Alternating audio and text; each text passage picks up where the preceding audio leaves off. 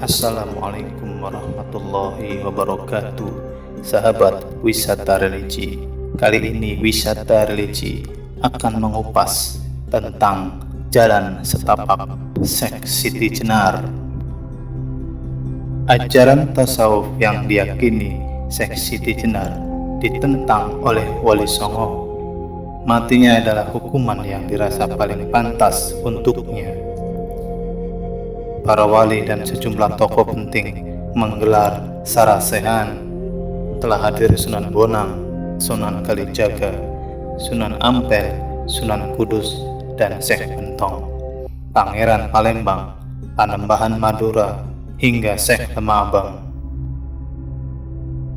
Masing-masing hadirin bergantian memaparkan pengetahuan dan pemahaman mereka tentang agama atau hal-hal lainnya. Saat tiba giliran Syekh Lemah Abang, ia berucap dengan mantap, menyembah Allah dengan bersujud beserta ruku'nya pada dasarnya sama dengan Allah, baik yang menyembah maupun yang disembah. Dengan demikian, hambalah yang berkuasa dan yang menghukum pun hamba juga. Kata-kata itu membuat sarasehan riuh seketika. Beberapa orang menuding Syekh Lemah Abang berdosa besar karena menyamakan dirinya dengan Tuhan. Banyak pula yang menyebutkan keblinger terlalu jauh dalam memaknai tasawuf. Syekh Lemah Abang tetap tenang. Dengan kalemnya ia menjawab segala tudingan yang diarahkan kepadanya itu. Biar jauh tapi benar, sementara yang dekat belum tentu benar, ucap Syekh Siti Jenar.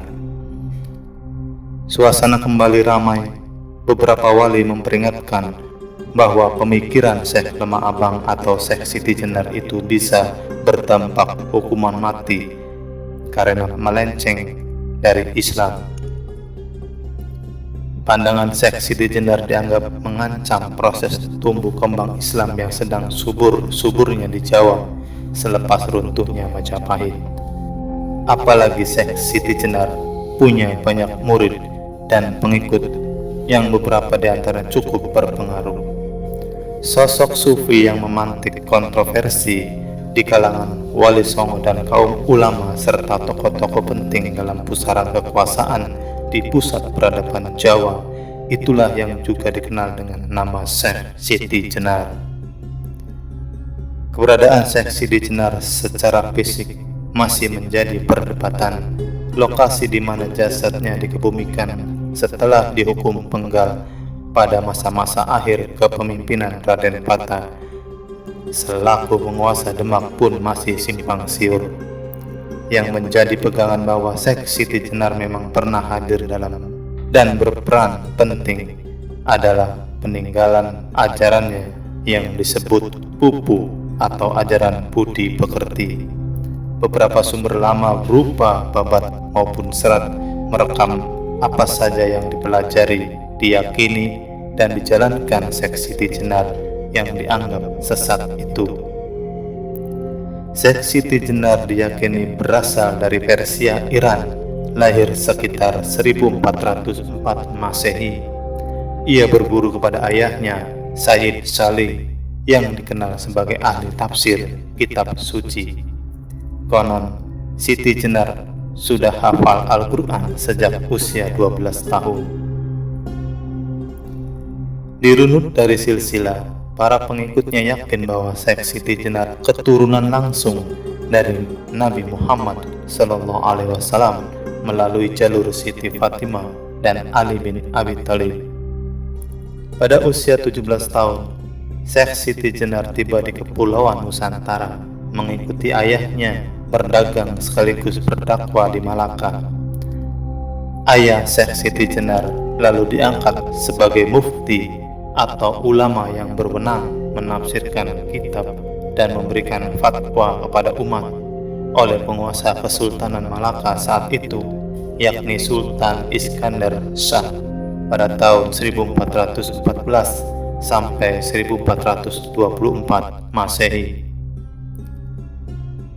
Setelah Sultan Iskandar Shah meninggal dunia, Sayyid Salih pindah ke Cirebon. pada tahun 1425 dan dipercaya sebagai penasehat agama kesultanan di sana bersama Syekh Maulana Malik Ibrahim atau yang kelak dikenal sebagai Sunan Gresik. Sayyid Salih wafat di Cirebon dan Siti Jenar pun ditunjuk sebagai penerusnya. Inilah mengapa Abdul Munir Mulkan menyebut Siti Jenar merupakan keturunan bangsawan Cirebon sebelum datang ke Demak. Di Demak yang merupakan pusat ajaran Islam di Jawa, Siti Jenar berguru kepada sejumlah wali, termasuk Sunan Ampel dan Sunan Gunung Jati. Diyakini bahwa Siti Jenar juga sempat berguru kepada pertapa Hindu-Buddha. Dari sinilah ia mulai mengenal konsep manunggaling kaula Gusti.